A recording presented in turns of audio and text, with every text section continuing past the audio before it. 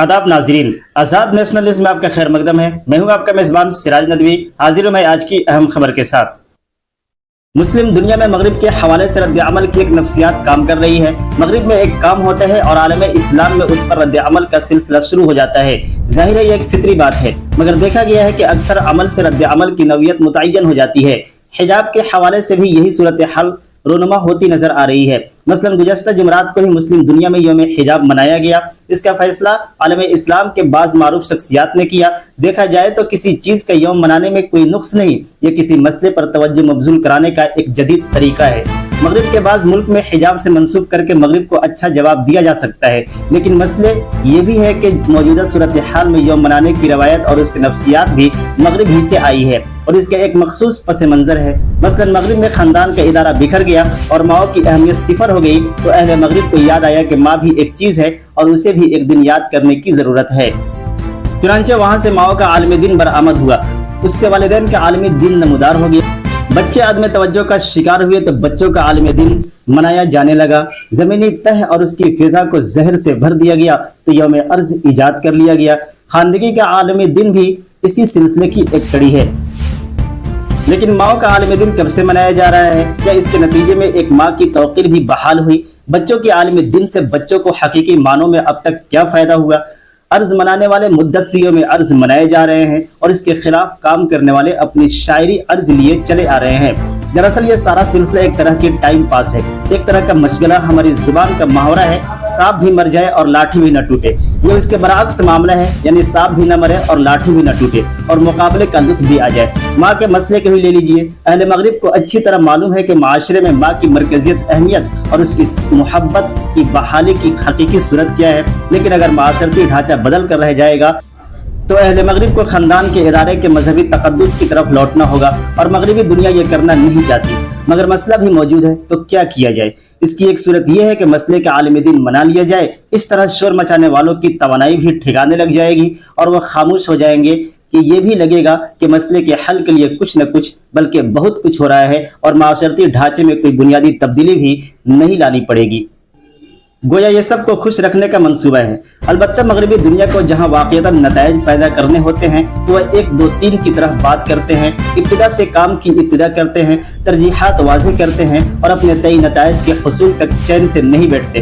अंदेशा है कि कहीं हमारे यौम हिजाब के साथ यही कुछ न हो जाए। हमारा मिजाज तो वैसे भी कुछ ज्यादा ही तकरीबाती है। हमारे यहाँ तकरीब कुछ तो बहरे मुलाकात चाहिए का मिसरा मौजूद है। जाहिर है आलम इस्लाम के लिए हिजाब कोई सियासी मसला नहीं है, नहीं इस सिलसिले में हमें रद्द अमल की नफ्सियात में उलझने की जरूरत है। अलबत्ता हमें मालूम होना चाहिए कि खुद मुस्लिम माशरों में हिजाब के मसले की सूरत क्या है। क्या यह खुद कोई मसला है? जो लोग मुस्लिम माशरों में हिजाब पर गुफ्तगू करना चाहते हैं वो उनकी ख्वाहिश ये है कि वह इस तस्वुर को उनकी हकीकी रूह के साथ माशरे में फरोग दे, तो उन्हें अच्छी तरह मालूम होना चाहिए कि मसले महज हिजाब का नहीं, ये तस्वुर यानी सेल्फ इमेज का मसला है। हिजाब जिसका महज एक पहलू है। हमें नहीं मालूम कि डीब्रीफिंग की इस्तिलाह मुस्बत मानों में इस्तेमाल होती है नहीं, लेकिन अगर नहीं होती तो भी फिलहाल इससे हम मुस्बत गर्ज वाबस्ता कर लेते हैं। डीब्रीफिंग आमतौर पर एक फर्द या चंद अफराद की होती है, लेकिन मुस्लिम दुनिया में कौमों को डीब्रीफिंग करने की जरूरत है। लेकिन इस बात के माना क्या है? मगरिबी अक़वाम की गुलामी और मगरिबी तहजीब ने हमारे लिए जो सबसे बड़ा इज्तिमाई नफ्सियाती मसला पैदा किया है वो ये था कि हमारे लिए हमारी हर चीज नाकाफी हो गई। मगरिबी तहजीब के मुकाबले पर हमें अपनी तहजीब नाकाफी नजर आने लगी। मगरिबी उलूम के मुकाबले में हमें अपना अदब नाकाफी नजर आने लगा। मगरिबी सियासत ने हमारे सियासी तस्वुरात को नाकाफी कर दिया। मगरिबी मर्द के मुकाबले हमें अपने मर्द नाकाफी नजर आने लगे और मगरिबी औरत के मुकाबले पर हमें अपनी औरत नाकाफी दिखाई देने लगी। इस गुफ्तगू को आप जहां तक फैलाना चाहें फैला सकते हैं और 10,000 उन्वानात की एक फहरिस्त आसानी से मुरतब हो सकती है।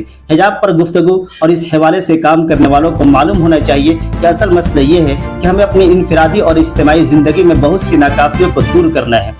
हमें अपने इनफरादी और इज्तिमाई तस्वुरात को बेहतर करना है। सिर्फ बेहतर करना ही नहीं बल्कि इससे ज्यादा दिलकश, ज्यादा अकली और मंतिकी भी साबित करना है और इसे लायक बनाना है कि इससे एक शानदार अमल, शानदार तजज़िया जन्म ले सके।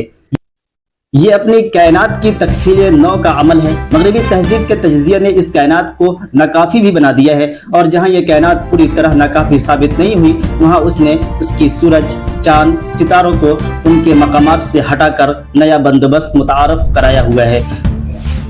ہمیں اس بندوبست کو جہاں تک ممکن ہو اس کی اصل صورت میں بحال کرنا ہوگا۔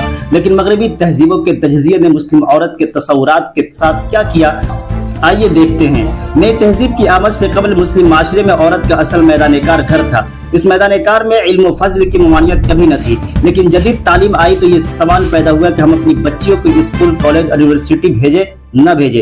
ابتدا میں اس کی مزاحمت ہوئی، مگر پھر اسکول، کالج پردے کے ساتھ قبول کر لیے گئے اور کہا گیا کہ ہمیں لڑکیوں سے نوکریاں تھوڑی ہی کرانی ہے۔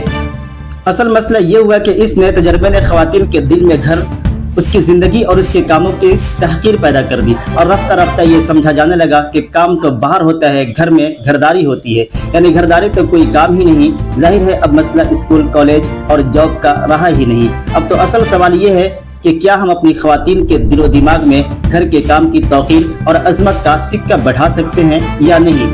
تصویر ذات کا مسئلہ صرف خواتین کو لاحق نہیں ہوا، مرد بھی اس کی زد میں آئے۔ کبھی ہمارے معاشرے میں مرد کے حوالے سے اچھے انسان کا سکہ چلتا تھا، اسے دیکھتے ہی دیکھتے کامیاب آدمی کے تصور نے پسپا کر دیا اور خود اس کا قائم مقام نہیں اصل بن بیٹھا۔